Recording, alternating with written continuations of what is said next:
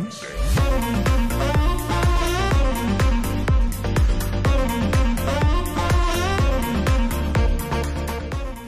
Z-Friends, welcome to Z-Talk bersama saya Zoya Amirin tentunya.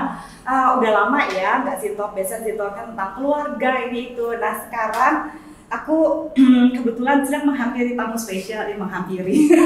Biasanya mengundang, ini menghampiri. Perkenalkan Z-Friends, ini Bu Dani. Beliau adalah dosen saya dulu waktu S1. Saya ingat dulu waktu S1 ya Z-Friends, saya itu ngambil ada psikologi adiksi gitu ya, pas lagi waktu S1, dan itu sekitar tahun 97, 98, antara 97 sampai 99 seingat saya. Karena waktu itu psikologi adiksi itu kalau nggak salah udah boleh ngambil semester 2 atau semester 3 ya. Kalau udah lewat antropobiologi kalau nggak salah atau faal gitu ya. Iya, udah observasi itu baru boleh ngambil. Padahal ini adalah mata kuliah pilihan. Tapi salah satunya kelas Bu Dani lumayan padat raya pada waktu itu. Ratusan dulu. Iya, bagi tahun 90. Jadi berebutan kalau misalnya nggak dapat kelasnya Bu Dani. Dan dari waktu masih kuliah S1 sih friends sampai udah lulus dan sudah berorganisasi ya, beberapa kali ketemu Bu Dani lagi waktu kita lagi ada pertemuan di HIMSI ya Bu ya. Itu kan biasa kalau di HIMSI kan kita mesti kayak ngisilah surat ini apa, surat izin praktek, surat apa, terus ada pertemuan ketemu lagi sama Bu Dani gitu. Dan ternyata Bu Dani itu masih konsisten sehubungan dengan psikologi adiksi, bahkan sekarang ditambah lagi dengan adanya apa, psikologi tentang bencana gitu ya Bu ya, bencana dan trauma gitu. Justru pertanyaan saya Bu, sebenarnya well honestly sebagai sesama psikolog Bu, capek nggak Bu? Maksudnya narkoba itu kan, aduh gitu ya. Ya saya beberapa kali juga kerja sama BKKBN dan segala macam. Ya itu adalah perjuangan yang nggak ada habisnya ya Bu ya. Dari sejarah bangsa ini kah, dari keluarga dan sebagainya. Nah Ibu sendiri sebagai seorang psikolog yang benar-benar spesialis di dalam masalah adiksi Bu gitu. Ayo even get tired gitu untuk ya membantu. Ya. Jadi gini ya, saya masuk ke adiksi itu sekitar tahun 1992-93 ya. Itu baca, dimana praktek saya di rumah sakit waktu itu, kliennya tiba-tiba banyak yang addict gitu. Sedangkan, waduh, saya dulu nggak dapat nih pelajaran ini di kampus kan gitu kan. Iya. Jadi saya harus belajar sendiri, saya harus ikut seminar mana-mana sendiri ya, dan lain-lain. Terus gitu saya dapat ilmunya dan saya I do my best kan gitu kan. Iya, iya. Nah terus sampai along the way didatengin sama ibu-ibu dari anak-anak yang pengguna kan gitu kan. Mereka ngajakin saya bikin LSM, bikin LSM masyarakat anti narkoba. Sampai saya pernah punya semacam rehab gitu ya, tapi aftercare programnya. Itu saya juga mengajak teman-teman pengajar-pengajar yang mau mengisi sekolah saya itu dan berhasil. Ya, justru karena keberhasilan itu saya itu akhirnya diperbantukan atau membantu BKNN waktu itu, Badan Koordinasi Narkotika Nasional. Nah saat itu narkoba belum banyak yang tahu. Jadi kita dengan SM itu kita gerilya masuk ngajarin ke polisi kemana-mana, semua masyarakat kita kasih. Jadi mulai dari SM sampai polisi waktu sampai polisi. Polisi waktu itu belum ada task force-nya ya. Kalau Anda kenal Dr. Victor itu salah yang pertama kali kita kenal Dr. Victor. Kenal Bu Dani nggak gitu ya. Jadi kita sama-sama berjuang dari awal. Nah itu terus kita bikin banyak pelatihan buat para orang tua di Paman Isiwi gitu ya. Terus Pak Paman Isiwi. Ya, iya Bu. Praktek saya di situ dulu waktu S2. Ya, itu pastilah. Terus berkembang, terus saya pikir, waduh ini sebenarnya masalah dunia nih kalau lihat dari jurnal dan lain-lainnya, masalah dunia. Tetapi kok nggak ada ilmunya gitu ya. Jadi saya melakukan segala macam gerilya dari mulai buka kelas, antara lain kelas di universitas, di fakultas psikologi ya, bahwa ada psikologi adiksi. Itu memang motif saya pada saat saya membuka kelas itu adalah mensosialisasikan bahayanya gitu. Supaya awareness. Ingat nggak kelasnya Zoya, mungkin masih ingat itu, pesertanya ada 100-120 orang atau kuliah pilihan loh. Iya, 120 bener. Saya bilang, aduh banyak banget nih, harusnya kan 30 aja ya. Tapi saya bilang, oke, survei dulu. Siapa yang mau benar-benar tahu ya tentang narkoba, akhirnya ternyata mereka membutuhkan. Pertanyaan saya pertama kali gini, coba di antara Anda semua, siapa yang punya saudara dekat, kakak, adik, saudara, teman, sahabat yang pengguna narkoba? Hampir semuanya kata, berarti ya ampun itu saya menghadapi 100 orang, udah ada 200 di luar, gimana yang lain? Itu lagi booming-boomingnya penggunaan narkoba bahaya sekali. Tapi ada yang gini, saya masih ingat, mungkin kelasnya Zoya juga tanya gini, Bu, sebetulnya kita ngapain sih ngurusin mereka? Itu kan pilihan mereka, katanya gitu. Ngapain mereka udah pilih jalan yang jelek? Masih banyak diskriminasi ya Bu ya ternyata ya. Gitu. Saya diam dan saya tidak menjawab langsung, tapi saya dengan diplomasi saya bilang gini, oke, sekarang ini di bidang psikologi ya. Kalau Anda seorang dokter, Anda di rumahnya ada pelanggan, Dokter Zoya gitu ya. Terus tiba-tiba diketok orang. Ini ada orang babak belur, dia baru nodong orang, ketahuan, dipukulin. Anda tolongin nggak orang? Saya bilang gitu kan. Ya, terus ya ditolongin. Apa bedanya sama kita? Gitu ya. Nggak boleh ngejudge orang kalau di psikologi ya. Karena pasti ada alasan kenapa dia sampai di situ. Gitu. Itu akhirnya yang saya tanamkan ke anak-anak, kamu jangan diskriminasi dalam menganggap orang yang mempunyai kesulitan itu lebih rendah dari kamu. Yes. Ya, belum tentu. Karena masalah kita berbeda. Apakah kamu jamin bahwa sampai kamu mati kamu gak akan menggunakan narkoba? Saya bilang gitu kan. Belum tentu. Saya aja nih belum tentu kan. Kita semua nggak ada yang bisa jamin. Namanya setan belang datang tiba-tiba banyak lagi gitu kan. Iya. Bisa terjadi. Jangan sampai gitu ya. Terus dalam perjalanannya terlibatlah saya sama Colombo Plan dan lain-lain. Sehingga saya menjadi narasumber di BNN dan terus ikut sampai sekarang. Kalau saya lagi kerja sama BNN begitu disebut namanya Bu Dani kayaknya langsung kita tahu tuh. Gue pernah di kelasnya loh. Dan kelas itu kerennya gimana dulu itu?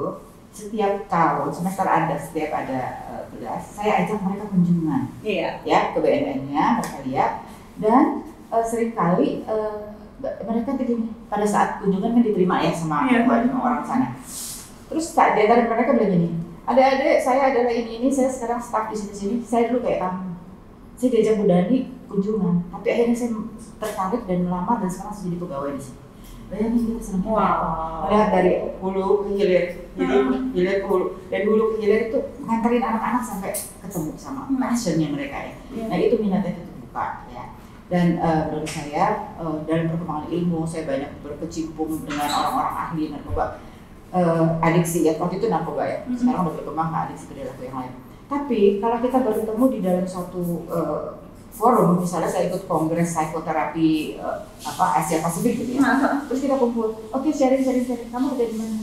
Terus saya di bidang addiction, ahlinya addiction gitu.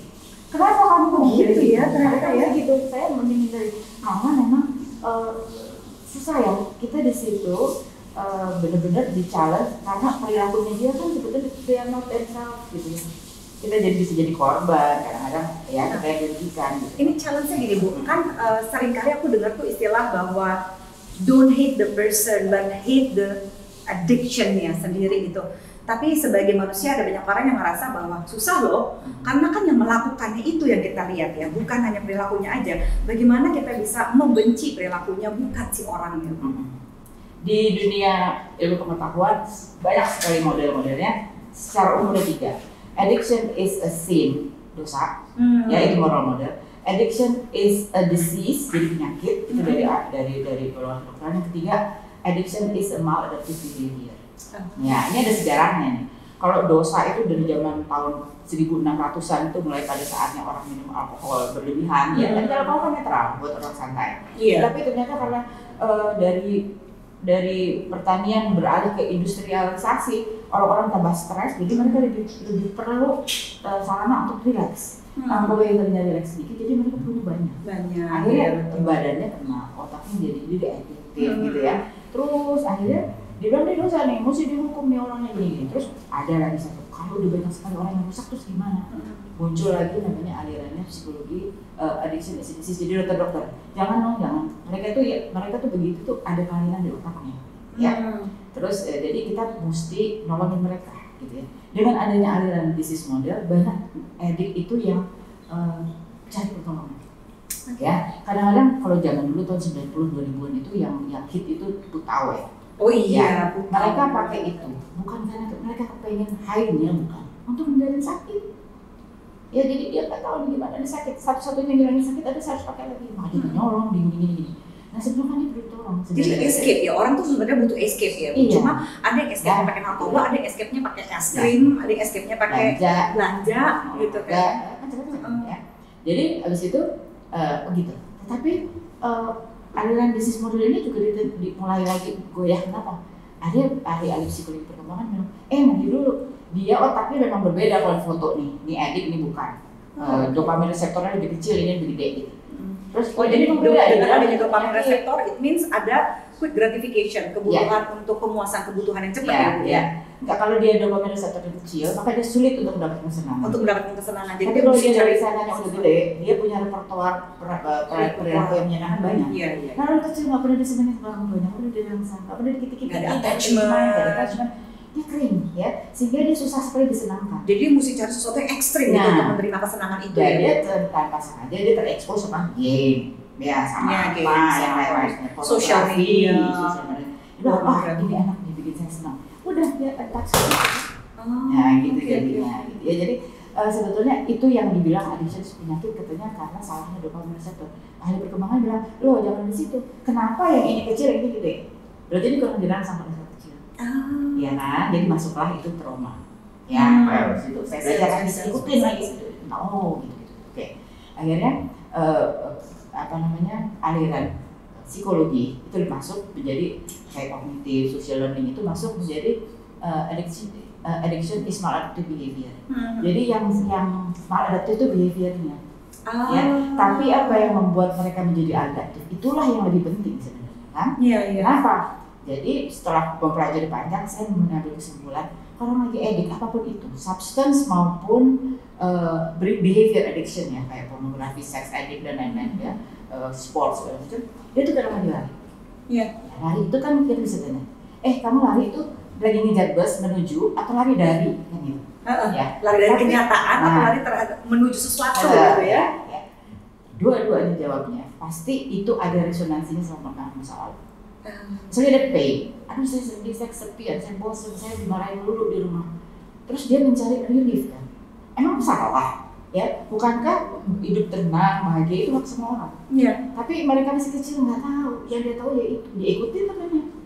Gitu loh ya. Jadi menurut saya itu adalah yang dia lari dari pain. Ya, itu yang membutuhkan psikoterapi. Kalau enggak, dia akan jadi hardcore, ulang lagi. Kita ambil trauma experience. Kalau yang bilang, saya mau rekreasi, ya, terus senang aja sekali-sekali, gitu ada trauma dibanding gitu loh. Tapi kita tanya lagi, kenapa ya kamu kok perlu rekreasi, semuanya juga perlu. Kenapa kamu milihnya yang itu? Berarti kan malah itu gitu, ya kan? Lalu di dalam rehabnya diajari ini loh cara yang benar. Kalau kamu stres, lepasinnya begini yang produktif, kalau yang kamu ambil itu kurang, ya. Jadi intinya apa itu addiction? Addiction adalah any behavior yang temporary relief gitu, memberikan temporary relief pada saat itu, tetapi setelah dilakukan dia nggak bisa berhentiin dan membawa konsekuensi yang negatif, nggak bisa berhenti stop. Dan kalau dia dicabut dari perilakunya itu dia akan craving, dan mengganggu fungsi. As simple as that. Oke, jadi kalau misalnya kita bisa bilang moral of the story ya Bu ya, gitu. Jadi bagi orang tua yang mendengar ini adalah penting untuk memberikan kasih sayang, ya. Physical attention kepada anak-anaknya accordingly. Itu kan ada orang yang bilang saya adil sama anak-anak saya, semuanya saya sayang. Kalau satu dikasih tas biru, semua dikasih tas biru. Padahal mencintai itu bukan masalah kalau yang satu suka tas biru dia seneng, yang nggak suka tas biru merasa nggak mendapatkan kasih sayang dan perhatian. Gitu. Jadi keadilan kasih sayang itu harusnya accordingly. Kalau ada satu anak yang butuh ditepuk aja dia udah ngerasa disayang, mungkin ada anak lain yang harus dipeluk dulu baru dia merasakan kasih sayang. Jadi sebenarnya semuanya tergantung pada attachment-nya dia juga pada waktu kecil, dan bagi mereka-mereka yang sudah dewasa akhirnya menyadari bahwa dulunya saya kurang kasih sayang. Kita tidak bisa memilih dilahirkan di keluarga yang seperti apa, kita nggak bisa memilih lingkungan yang seperti apa, bahkan kadang-kadang kita tidak bisa melakukan apa-apa ketika terjadi trauma pada diri kita. Tapi intinya ketika kita sadar bahwa kita sudah ada masa lalu yang buruk yang kita nggak bisa buat, unmet needs. Nah begitu kita tahu ada sesuatu yang tidak terpenuhi di saya zaman dulu, saya harus mampu memenuhinya kan sekarang sendiri as an adult person. That's your choice. Itu dulu ya. Itu yang kita ajarin di situ. Jadi kadang-kadang dididik tiap orang itu kayak semacam inner child-nya dia lah. Terus saya dapat ngomong, saya penasaran, pokoknya kebagian saya itu tanggung jawab orang tua, dia nyalain orang tua. Kalau soalnya orang tua saya gini. Hey, come on, kamu sekarang udah gede. It is your inner child. Let's talk with your inner child. Apa sih yang dibutuhin? Sekarang kalau anak itu duduk di sebelah depan kamu dengan penderitaan kamu, apa yang mau kamu lakukan? Terus saya kasih answer tuh. Jadi goalnya adalah self compassion. Self compassion. Ya, kalau dia udah saya dulu gini ya, oke, sekarang kita sama-sama yuk kita ternyata ada choices gitu ya. Iya. Dan apakah kita mencari blame pada orang tua? No, nggak boleh. Kenapa? Anak itu menjadi seperti dia di dalam satu lingkungan, kita nggak bisa milih ya. Iya. Jadi kalau saya tanya sejarahnya bukan berarti kita mencari blaming, bukan, tapi kita mempelajari lingkungan dia tuh apa sih? Kebetulan lingkungan pertamanya adalah orang tua gitu.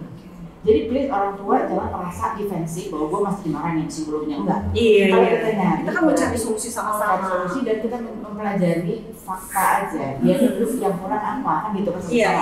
Dan kalau tanya orang tuanya bilang gini, Bu, that's the best I can do saat itu. Saya juga nggak tahu. Saya juga dididik dengan cara dipukulin misalnya gitu. Terus what can I do gitu? Itu nggak bisa nyalahin, itu terus ya. Akhirnya ada lagi berkembang ilmu namanya transgenerational trauma. Jadi kalau orang tuanya dikerasin, dia akan niru keras akan keras lagi. Nah gitu. Turun temurun.